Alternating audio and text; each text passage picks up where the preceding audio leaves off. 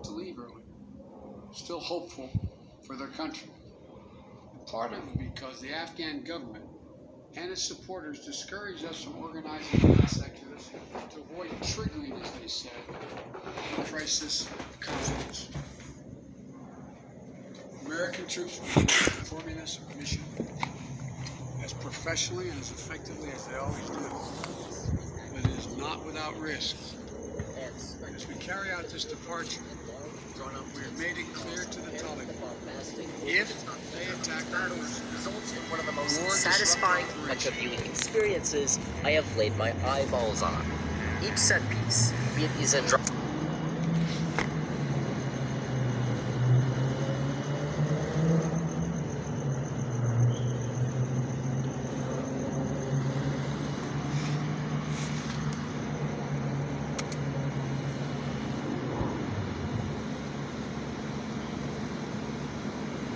armada closing in on Earth, or an ambush from the rings of Saturn, is so well put together that my brain doesn't register the lack of shading during the highly fluid scenes.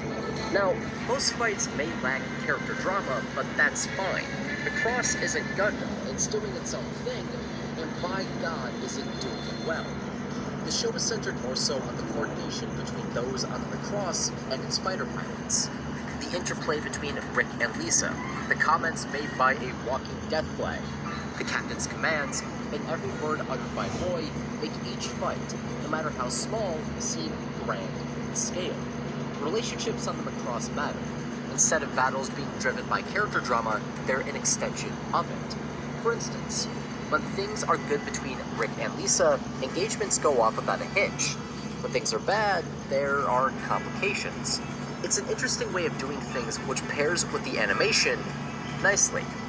Having said that, though Macross does far better work with its characters than Robotech, for reasons I'll go into later, Robotech itself takes the spectacle already present with Macross's animation and pushes it even further beyond.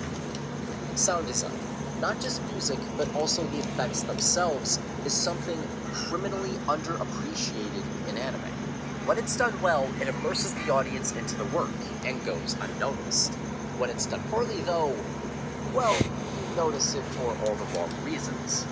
Macross does not have bad sound design. In fact, it's quite good for the year it came out. But Robotech is simply better.